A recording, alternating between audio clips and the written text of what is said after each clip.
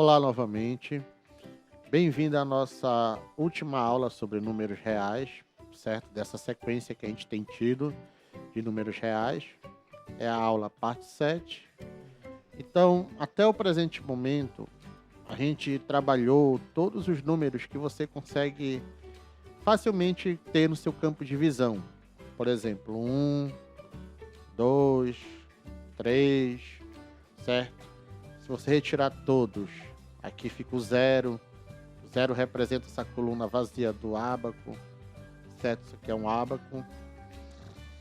E também trabalhou o seguinte: se eu quiser considerar essas 10 peças aqui, amarelas, em relação a todas as peças, eu vou ter 10 peças de 50, certo? Eu vou ter 10 50avos, que eu posso simplificar e deixar como 1/5, que eu posso transformar para porcentagem, multiplicando em cima e embaixo por 2, vai ficar 20/100, ou seja, essas peças aqui, ela é 20% do total de peças que o ábaco tem, verde, alaranjada, vermelha, azul. Esse 20% pode ser representado como 0,20. Eu posso acrescentar um outro zero depois da vírgula, ficando 0,200, que a gente já verificou numa aula anterior que isso não se altera. Eu posso suprimir também esse zero, vai ficar 0,2, sempre depois da vírgula, certo? E temos também a dízima periódica, né? Se você tentar dividir R$ 10 para 3 pessoas, você vai ter um problema, certo? Tente fazer isso. Você não vai conseguir, mesmo se você pudesse ter todas as moedas de 1 centavo, você não ia conseguir. Por quê? Porque vai dar uma dízima periódica, que a gente também já trabalhou, certo? Já trabalhamos as dízimas periódicas simples e as compostas. Mas aqui, olha, não indo muito longe, aqui nesse ábaco, essas peças são redondas, certo? A tendência é que a gente chegue a um redondo bem perfeito. Aqui tem números que a gente não trabalhou até agora, certo? Não somente aqui, como também aqui, ó, nesse globo, certo? Só que não tá assim, visível.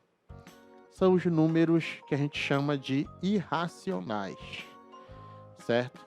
Por causa desses números irracionais, a gente vê a perfeição em peças redondas como essa, arredondadas como aquela, em formato de esfera, certo? E não somente essas. Se você observar historicamente os retângulos, certo? Nas arquiteturas, eles são retângulos assim que a gente pode enxergar assim de um modo bem harmônico, certo? Inclusive nos quadros de Mona Lisa, você pode ver que lá, se você for aprofundar o estudo dos números irracionais, lá também tem um número irracional, que a gente chama de número de ouro. E indo mais longe ainda, a gente pode dizer que esse número irracional, certo, está, como a gente diz, estampado nas nossas medidas do corpo. Você pode fazer essa pesquisa na internet para se aprofundar, certo? E verificar que existem relações da ponta da nossa cabeça à ponta do nosso queixo, que se você dividir pela ponta da nossa cabeça até a ponta do nariz, certo? Vai dar um número, certo? Se você dividir a nossa altura, certo? A sua altura, no caso, né? Pela sua altura da ponta da cabeça, do mesmo lugar que você mediu a sua altura, você divide pela sua altura até o umbigo, certo? Claro que você vai encontrar um número aí, mas se você fizer isso em todas as pessoas, você vai achar um número, certo? Claro que não vai ser talvez com exatidão, né? Mas você vai chegar bem próximo ao número. E aí esse número também é o número de ouro. E aí você vai perguntar, caramba, a gente foi desenhado através desse número? Sim. Os números irracionais estão presentes na natureza muito mais do que a gente imagina. Eu arrisco a dizer para você que os números irracionais, certo, tem uma quantidade infinita maior do que o conjunto dos números racionais. Você vai falar, poxa, mas ambos são infinitos. Como é que os irracionais também, como a gente vai ver, são infinitos? E eles podem ter uma quantidade maior. Isso aí tem a ver com a cardinalidade do conjunto, que você vai estudar um dia quando você for ao ensino superior, se você for estudar como curso a licenciatura em matemática, ou bacharelado, ou um curso similar. Então vamos nos aprofundar um pouquinho a nível de ensino fundamental nos números irracionais. Acompanha comigo na tela. Então, essa é a parte final, parte 7 do nosso estudo dos números reais. E a nossa habilidade da BNCC é a seguinte: reconhecer que, uma vez fixada uma unidade de comprimento, existem segmentos de reta cujo comprimento não é expresso por número racional, certo? Que é o que a gente vai estudar hoje, como as medidas de diagonais de um polígono e alturas de um triângulo, quando se toma a medida de cada lado como unidade. Reconhecer um número irracional como um número real, cuja representação decimal é infinita e não periódica, e estimar a localização de alguns deles na reta numérica. Então vamos lá, números irracionais. Vamos a um exemplo de ilustração. Observe o seguinte número racional: 0,45454545, como a gente já viu, é uma dízima periódica simples, cujo período é 45, né? É 45. Vimos que ele é uma dízima periódica, pois possui um número infinito de casas decimais e período igual a 45. Podemos representá-lo também por 0,45, traço em cima do 45, indicando que ele vai se repetir indefinidamente. O 45. Esse número pode ser escrito na forma A sobre B, certo? Em que A e B são números inteiros com B diferente de zero. Importante a gente ressaltar que não existe divisão por zero, certo? Como toda fração representa uma divisão também, o B representando o denominador não pode ser zero, certo? Então, nesse caso, a fração geratriz de 0,4545454545 é 5 onzeavos, certo? Se você quiser fazer a operação inversa, você divide 5 por 11 e você vai chegar a essa dízima. Então, o que eu quis dizer? Aqui nós temos um decimal periódico, certo? 454545, você sempre vai saber que, por mais que sejam infinitas casas, sempre serão esses dois algarismos, nesse padrão, nessa regularidade. Vamos a um exemplo de ilustração 2. Observe agora o seguinte número: 3,8687888990. Opa, parece uma dízima periódica, né? Mas cuidado, isso é uma armadilha. Observando a formação desse número, podemos dar continuidade do seguinte modo: 3,868788899091, 3,86878889909192, 3,8687888990919293 e assim por diante. Se continuarmos a preencher as casas decimais nessa sequência, teremos um número com infinitas casas decimais e sem um período que se repita. Então você já começa a observar que não há período, certo? As casas decimais são infinitas, mas não há um período. Números como esse não podem ser escritos na forma A sobre B, em que A e B são números inteiros com B diferente de zero. Assim, esses números não são números racionais, certo? Não tem fração geratriz, como no exemplo anterior, certo? Não tem uma fração geratriz que possa representar ele. Vamos a um exemplo de ilustração 3. Seja o seguinte número: 3,14159266535, e vamos dizer que isso daí não é regular, certo? Porque essas reticências aí, você poderia dizer, começa a repetir a partir do 5, né? 3, 5, 3, 5, 3. Então, eu estou considerando, certo? Estou colocando aqui para você que não existe um padrão de repetição aí, certo? É importante a gente ter esse cuidado. Observando a formação desse número, não podemos dar continuidade, pois não há um padrão de repetição nos algarismos. Não sabemos como preencher as casas decimais nessa sequência, pois o número apresenta infinitas casas decimais, mas sem qualquer padrão ou período que se repita. Certo? É diferente do exemplo anterior também. O exemplo anterior, você poderia assim imaginar, poxa, eu sei qual é o próximo número da sequência, mas não existia o período. Números como esse não podem ser escritos na forma A sobre B, em que A e B são números inteiros com B diferente de zero. Assim, esses números também não são números racionais. Então, se eles não são racionais, nesse contexto que a gente está estudando, eles são o quê? É o que a gente vai verificar agora. Ao conjunto de números que apresentam essas características, números infinitos de casas decimais e não periódicos, damos o nome de conjunto dos números irracionais. E representamos esse conjunto por um I maiúsculo. Há autores que representam o I com 2 traços, certo? Assim como há autores que você vai se deparar e apresentam o conjunto dos números racionais com o Q, né? Um traçado diferente, assim como os naturais com 2 traços, assim como os inteiros com 2 traços também. Isso aí é notação, certo? Varia de autor para autor.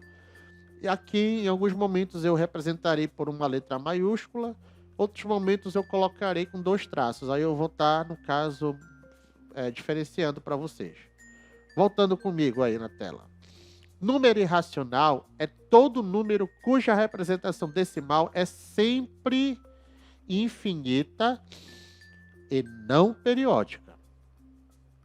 São exemplos de números irracionais. Raiz quadrada de 2, como a gente viu numa aula anterior, eu comentei na verdade, né?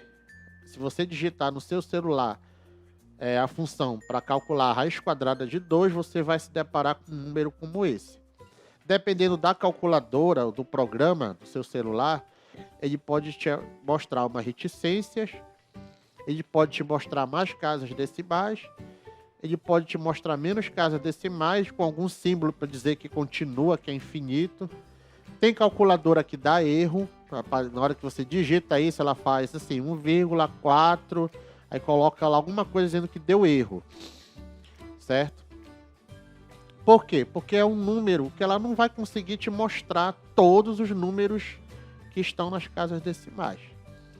Então você observa, ó, 1,41421356237 e depois desse 3 aí, na última casa, não é o 7, certo? Você pensar, é o 7, vai ficar 3737. Não, não é, certo? Então, se o seu celular mostra bastante casas decimais, faça esse teste. Digite nele a raiz quadrada de 2. Esse número aí, ó, representado pela letra grega π, certo? Que é o que a gente estava comentando no início da aula. Então, os objetos redondos, certo? E arredondados, eles têm essa perfeição da redondeza por causa desse número aí, certo? Que é o π, que você já deve ter trabalhado, estudado, quando você divide o comprimento da circunferência pelo diâmetro, certo? Que aí você tem esse valor aí, claro, de modo exato. Se você não conseguir fazer com exatidão, você vai ter um número aproximado, certo? Não importa o tamanho da circunferência, do círculo, sempre vai dar esse número aí.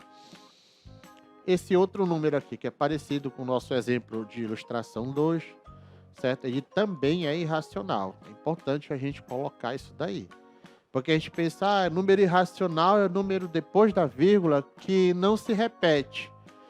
Não tem padrão. Mas esse daí, 1,707, parece assim que ele tem um padrão, não é? Ele não tem período, certo? Então é importante ter esse cuidado aí. Então, finalmente a gente chega ao conjunto dos números reais, certo? Que são todos esses números que a gente trabalhou até hoje, racionais, junto com esses que a gente acabou de visualizar, que são os números irracionais. Então, reunindo-se em um mesmo conjunto todos os números racionais e todos os números irracionais, formamos o conjunto dos números reais, representado por R. Certo? Então, nós temos aí vários exemplos de números reais. Então, 2 pertence aos reais. Observa aqui, olha, quando eu escrevi o texto, eu escrevi representado por R, R maiúsculo. Certo? Você pode observar isso daí. Quando eu estou falando agora aí dos exemplos dos números que são elementos do conjunto dos números reais, observa que eu escrevi o real já com 2 pernas. Volta comigo lá na tela, olha lá. Olha o texto, tá um R maiúsculo, negrito, né? Mas olha o R como tá nos elementos. Então isso aí é o mesmo conjunto, é uma diferença de notação apenas, certo? Você vai pegar livros que vai trazer o R maiúsculo, negrito às vezes não, e livros que trarão o R como estão nesses exemplos aí. Menos 5 pertence, esse E indica pertence, certo? Menos 5 pertence aos reais, 3/4 pertence aos reais, 2,030030003, que já é um número irracional, certo? Os 3 anteriores que eu falei são racionais, ele também pertence aos reais. Menos 1/6 é racional, pertence aos reais. O π é irracional, pertence aos reais. 1,25 é racional e pertence aos reais. Menos raiz quadrada de 3 pertence aos reais, certo? É irracional. Menos 0,48 é racional e pertence aos reais. Raiz quadrada de 10 é irracional e pertence aos reais. 1,66666 é racional, mas pertence aos reais. 2,13333 é racional e pertence aos reais. Na verdade é negativo, né? Menos 2,13333. Assim como infinitos outros números, certo? Isso aí são só alguns exemplos. Exemplos para que você entenda o que seria, né? Os conjuntos numéricos dos naturais, olha só o N com 2 pernas, o Z também, o Q também e o I. Olha só, é a mesma notação, perdão, é uma notação diferente representando o mesmo conjunto. Os conjuntos numéricos dos naturais, dos inteiros, dos racionais e irracionais são subconjuntos de R, pois todos os elementos de cada um deles pertencem também a R. Observe que alguns números pertencem a um conjunto e não a outro. Por exemplo, o menos 5 pertence aos reais. O menos 5 pertence aos inteiros, mas o menos 5 não pertence aos naturais. Certo? Então, é importante você ter essa ideia também. Os naturais aí são todos, né? A gente pode, menos os irracionais. Então, eles são inteiros, racionais e reais. Os inteiros são racionais e reais. Os racionais, certo? Eles podem ser... Eles todos são reais, mas eles podem não necessariamente ser inteiros, não necessariamente ser naturais. Os irracionais estão, como a gente verificou no início da aula, não estão em acordo com os racionais, não tem elementos comuns, mas eles são reais também, certo? Então é importante que a gente ressalte isso daí. É como se você misturasse água e óleo, as condições normais de temperatura. Eles não se misturam, mas eles estão lá dentro do copo, né? Se você botar água, é como se a água fosse os racionais e o óleo os irracionais, ou vice-versa, não tem problema, certo? Se você puder botar em, vamos dizer assim, quantidades iguais, embora não seja igual a quantidade de números nos conjuntos, isso é uma discussão lá da universidade, quando a gente trabalha a cardinalidade do conjunto, certo? Você vai estudar futuramente, se você quiser ser professor de matemática ou similar, você vai verificar que a cardinalidade dos irracionais é maior do que a cardinalidade dos racionais, certo? Volta comigo aqui na tela. Então, além desses aí que a gente citou, a gente tem outros subconjuntos dos reais, muito utilizados. Olha só, esse R com uma estrela ou asterisco em cima, significa o quê? conjunto dos números reais não nulos, ou seja, números reais diferentes de zero. Em qualquer conjunto, você colocou o asterisco, a estrela, certo? Você está tirando o zero dele, você está tirando o zero de dentro do conjunto, certo? Quando eu coloco um mais lá embaixo, certo? Lembrando que alguns livros também colocam em cima, isso é diferença de notação também. Eu estou espantando os negativos. Estou deixando lá somente os positivos e o zero. Então esse aí é o conjunto dos números reais não negativos. Ou seja, são números reais maiores do que zero ou iguais a zero. A partir do zero, na verdade, né? Analogamente, quando eu coloco o sinal negativo embaixo, lembrando que tem os livros que colocam em cima, eu estou espantando os positivos e deixando lá dentro somente o zero e os números negativos. Então, esse R menos aí é o conjunto dos números reais não positivos. Ou seja, são números reais menores do que zero ou iguais a zero. Menores ou iguais a zero, como a gente costuma dizer. Certo? Agora, se eu colocar o asterisco e o sinal de mais. Então, o sinal de mais, ele tira os números negativos, né? E o asterisco, ele exclui o zero. Então, o que seria esse conjunto aí? Conjunto dos números reais positivos. Ou seja, são números reais maiores que zero. Esse R com asterisco em cima e menos. Analogamente, eu estou espantando os números positivos e o zero. Então, fica conjunto dos números reais negativos. São os números reais menores que zero, mas não inclui o zero nesse caso. É importante observarmos que não há um número irracional que também seja racional simultaneamente. Certo? O que a gente vem comentando. Acompanha comigo novamente na tela. Além disso, reunindo-se todos os números racionais aos números irracionais, formamos o conjunto dos números reais. Então, é como se eu tivesse, você está acompanhando aí os racionais, certo? Que contém os conjuntos dos números inteiros e naturais, unido com os irracionais, sem ter qualquer elemento em comum, eles estão formando o conjunto dos números reais, certo? Então, essa linha roxa aí que você está vendo, ela só é para separar mesmo, mas não quer dizer que tem algo em comum aí. Em uma reta numérica, podem ser representados todos os números racionais e todos os números irracionais. Ou seja, pode ser representado todos os números reais. E cada ponto dessa reta pode ser associado a um número racional ou a um número irracional. Essa reta é denominada reta real. Observe a representação de alguns números na reta. Se você tentar representar todos, certo? Desenhando assim no papel, ou até mesmo por computador, você não vai conseguir. Sempre você vai encontrar entre dois números quaisquer reais um outro número real, certo? Então aqui é a representação de alguns. Você pode verificar. Menos 3, menos 8 terços, menos 2, menos raiz quadrada de 2, menos 1, certo? Menos 1 quarto, 0, 1 quarto, o número 1, raiz quadrada de 2, o 2, 8 terços, 3, 4. Esses aí foram escolhidos para aparecer. Não quer dizer que são destaques, certo?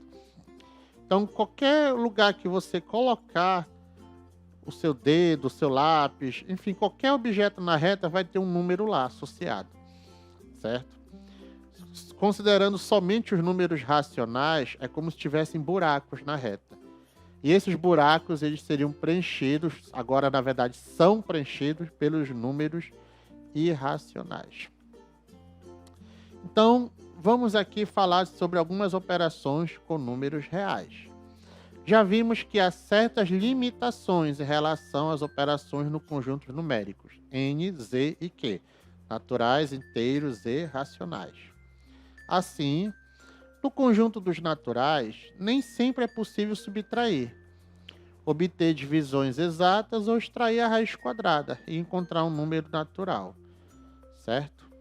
Então, se você tentar fazer 3 menos 4 nos naturais, você não consegue. Você não consegue dividir nos naturais 8 por 3 e nem consegue tirar a raiz quadrada de 3, exata, certo? No conjunto dos números inteiros, que é o z, nem sempre é possível obter divisões exatas ou extrair a raiz quadrada e encontrar um número inteiro. Do que eu falei anteriormente, 3 menos 4 já dá para fazer nos inteiros, que dá menos 1, certo? No conjunto dos números racionais, nem sempre é possível extrair a raiz quadrada exata e encontrar um número racional. Então aqui você já pode dividir 8 por 3, certo? Você já pode dividir 7 por 5. Só que aqui a raiz quadrada exata nem sempre é possível, certo? Então, raiz quadrada de 30 dá esse valor aí, 5,4772255.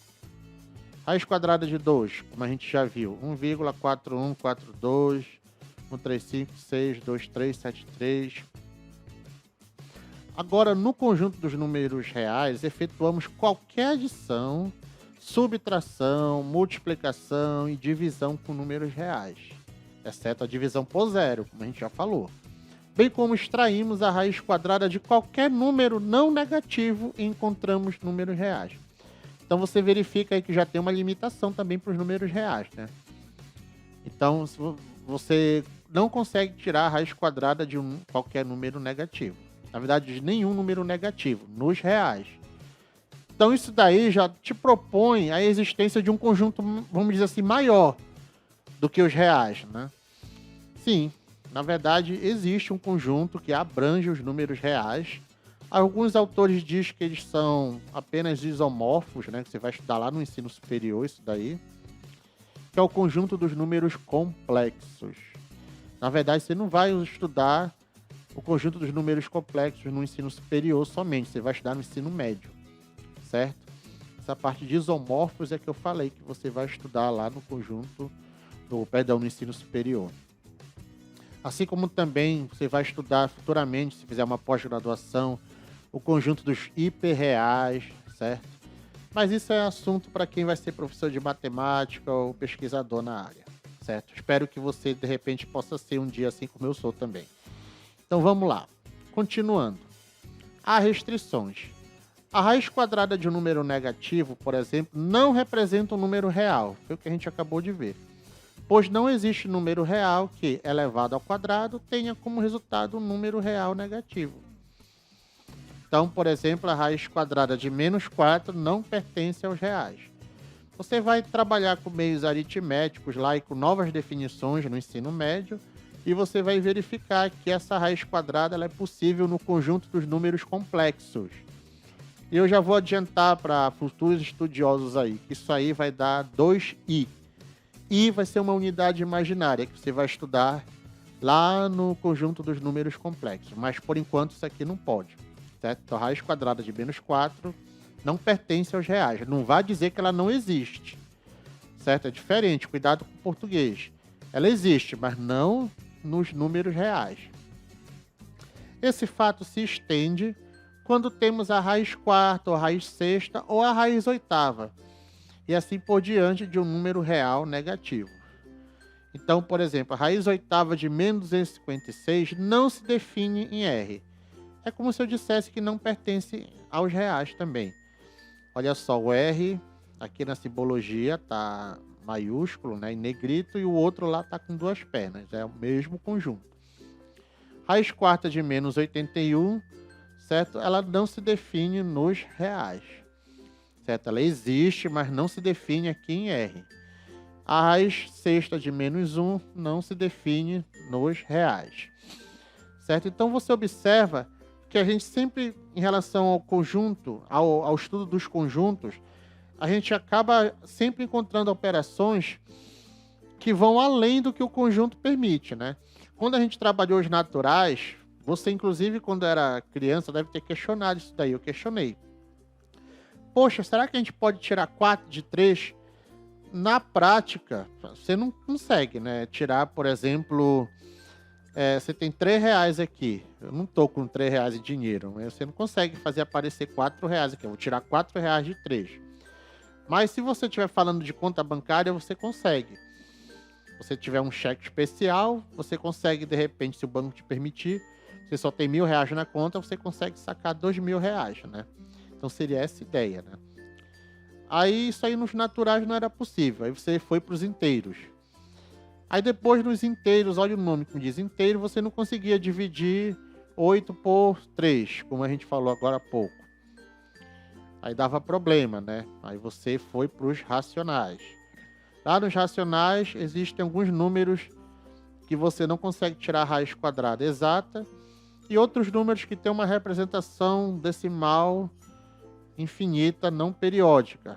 Então veio para os números irracionais, que não é uma expansão desse, é um complemento. E aí você juntou esses dois e formou o conjunto dos números reais. Mas há outros conjuntos, certo? Que estão além do que a gente está trabalhando agora. Certo? Então a gente finaliza a aula de hoje com o conjunto dos números reais, a última parte, certo? A gente não pode deixar de citar as referências que a gente vem trabalhando, certo? E a gente espera também que você possa revisar esses vídeos, certo? Caso você tenha ficado com alguma dificuldade, se nesse último vídeo agora, nessa nossa última aula que a gente está, eu falei alguma coisa, você não entendeu, faça uma revisão dos vídeos anteriores, desde o conjunto dos números reais até esse aqui, que é a parte final, certo? Nesse primeiro momento, né? Futuramente eu vou falar também de outros números, certo? Vou dar uma continuidade, vou aprofundar alguma coisa que eu falei pouco aqui, ou então vou trabalhar algum assunto que eu não falei, certo? Mas dessa sequência de agora, essa é a última parte. Então, desde já a gente agradece mais uma vez, a gente espera que você esteja fazendo uma leitura do que a gente está trabalhando, não somente assistindo o vídeo, independente do seu livro didático, certo? Se não for esses aí, pode ser qualquer outro que tem esse assunto. A abordagem às vezes é diferente, mas é importante que você tenha essa leitura constante. E resolver os exercícios também. Então, a gente te aguarda na nossa próxima aula. Então, bons estudos e até a próxima.